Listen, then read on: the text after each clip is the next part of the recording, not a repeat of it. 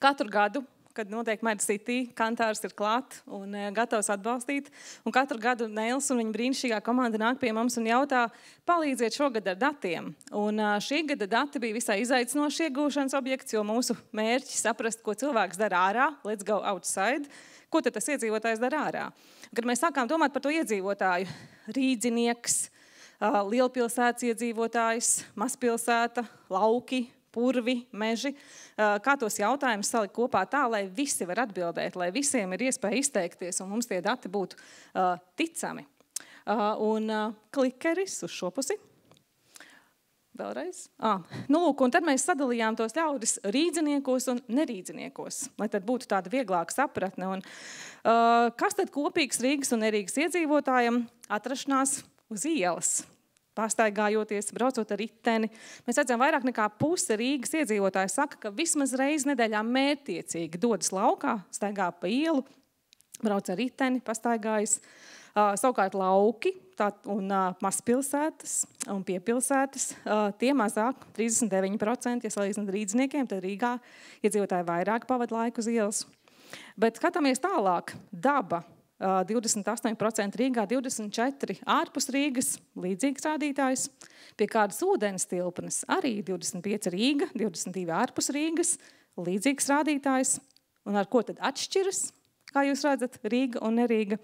Rīga, kur lai dodas? Pārki. 24% saka, ka viņi dodas regulāri, vismaz reizi nedēļā, mērķtiecīgi savajā brīvajā laikā uz parku. Un tad, protams, ka Nerīga vairāk pa sev piemājas teritorijā ap māju. Un mana māma, kas dzīvo pie Rīgā, viņa saka, ja man nav jābrauc uz darbu Rīgā, es nedēļu neizēju ārā no savas sētas. Tā kā tāds ir tas kopējais elements. Jautājām arī, ko tad cilvēki dara brīvajā laikā ārpus mājas, ārpus telpām, brīvā gaisā, saigā gaisā, kas nu kuram ir.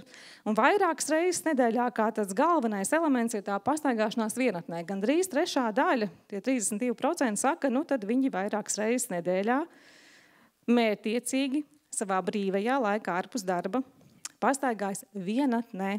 Atpūšas no visiem pārējiem. Protams, pastaigājas arī kopā ar ģimeni. Mēs redzam, arī izved pastaigās suni un kādu citu mājdzīvnieku. Arī šīs te fiziskās aktivitātes. Mēs redzam, ka gan telpas, gan arī ārpus telpas jau fiziskas aktivitātes ir teju 18–16% Latvijas iedzīvotāju. Neilu īpaši interesēja balkona puķis. Un te mēs redzam, ka 12% kopīja balkona puķis un augus. Un arī šī tendence, skatīsimies nākošu gadu, kas tur notiek. Vai tas ir augošs bizness, augoša aktivitāte, augošs hobijs. Ja? Bērni, kam ir, tie aktīvi pastaigājas, un arī šī te svaigā gaisa elements, sauļošanās, piemājas dārzos, parkos, pie ūdens tilpnēm, arī tas ir tāds aktīvs vairākas reizes nedēļā darāms darbiņš. Protams, jautājums arī bija par to, svaigs gaiss, brīvs laiks, vai tiešām jāiet ārā. Cik tad daudz laika mēs pavadām patiešām esot ārā, un ko darām vēl citos brīvajos laikos, cik tad daudz laika pavadām pie ekrāniem. Un tie ekrāni mums bija aprakstīti gari un plaši. Tas varēja būt televizors, planšete, telefons, dators un vispārējais. Un te jūs arī redzat, tātad darba dienās, ja mēs skatāmies ārpus mājas telpām, puse apgalvo, ka vismaz 1 līdz 2 stundas pavada svaigā gaisā. Savukārt pie dažādiem ekrāniem darba dienās arī puse saka 3 stundas un vairāk. Un tas pat nav daudz, tas sakrīt arī citiem mūsu pētījumiem, ko esam veikuši.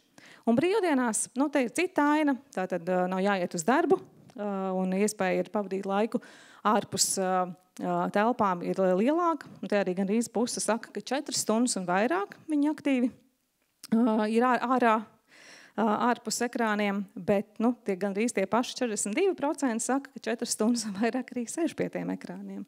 Tā kā, ekrāni ir liela daļa mūsu dzīves, aizņem daudz brīžu.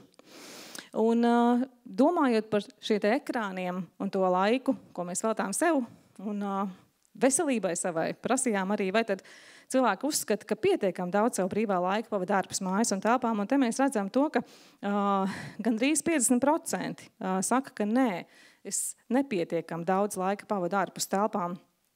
Un salīdzinoši biežāk tie, kas saka, ka nav pietiekama laika, svaigā gaisā, ir tieši gados jaunāki cilvēki, 18-34. Un, kad mēs skatāmies otrā pusē, vai tad vēlētos vairāk savu brīvā laika pavadīt ārpus mājas vai telpām, mēs redzam, ka vairākums, 72% saka, jā, es labprāt vairāk savu brīvā laika pavadīt svaigā gaisā. Un tie salīdzinoši biežāk, tie, kas saka, jā, gribu būt ārā svaigā gaisā, ir Rīgā dzīvojošie cilvēki, kā arī tie, kas dzīvo vai no atsevišķā dzīvoklī, daudzdzīvokļu mājā. Ja, tātad mūsu daudzdzīvokļu māju iedzīvotāji Rīgā ir tie, kas saka, jā, vajag vairāk laukā, vajag vairāk svaigā gaisā. Un arī gados jaunāki cilvēki, šie 18-34, saka, jā, labprāt pavadītu vairāk laika ārā. Bet tikpat labi jautājums bija arī par to, kad tad iet laukā. Un mēs uzdevām tādu smalku jautājumu, vai tad jūs dodaties pastaigās, ja nedaudz līst? Atkal jau atcaucoties uz Neilu, viņš teica, vai mums ir tādi pikī tie latvieši vai nav tā kā skandināvs, ka nav nepiemērot laikapstākļi, uzvēl gumijniekus, uzvēl lietas jaku un iet laukā, līst vai snieg vai krusa. Bet pat ja nedaudz līst, mēs redzam, ka mums ir tie nekad 9%, ja? 6, ja? Nedodās, nekad nedodās, ja nedaudz līst. Ja? Un reti. Tātad tie jaunieši, kas teica, ka viņi par daudz sēž mājās un par maz iet laukā un gribētu iet laukā, tie ir tie, kas saka, ka viņi reti iet laukā, kad līst. Ja? Tātad, pikī, ja? Bet tie, kas dažkārt dodas laukā, ja nedaudz līst, ir tātad rūdītākie. Mums ir cilvēki, kas ir no lauka teritorijām, dzīvo privātmājās laukos. Un atkal atgriežoties pie tā, ka Rīga, protams, nav visa Latvija, bet tomēr mums fokusā tā skaitā Rīga, pilsētu plānošana, vieta, kur kaut ko darīt.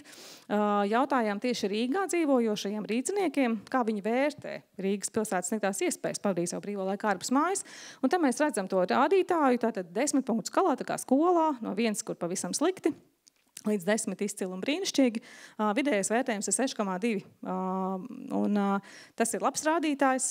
Ja mēs tā salīdzinām, ja mēs paskatāmies tātad plašas iespējas vai vidēji plašas iespējas, tie jau ir gandrīz 70%. Rīdznieki, kas saka, ir plašas vai vidēji plašas iespējas Rīgā pavadīt brīvo laiku ārpus mājas tādā sakoptā vidē. Un kas tad ir tie apmierinātākie, kur tad snieguši augstāku vērtējumu? To mēs redzam, ka tie ir 25-34 gadi, jau pieredzējis cilvēks ārā bijis, un arī iedzīvot ar augstākiem ienākumiem, tātad, kuriem ir iespēja ne tikai iziet ārā, pēlpot svaigu gaisu, bet varbūt kaut ko vēl padarīt.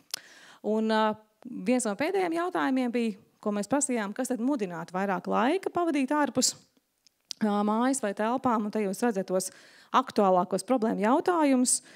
Tas nekas, ka 20% teica, ka nekas viņiem tur viss labi, nevēlās brīvo laiku pavadīt ārpus mājas, bet tātad tie, kuri gribētu, tiem ir arī ierosinājumi. Kas tad trūkst dzīvesvietas apkārtnē?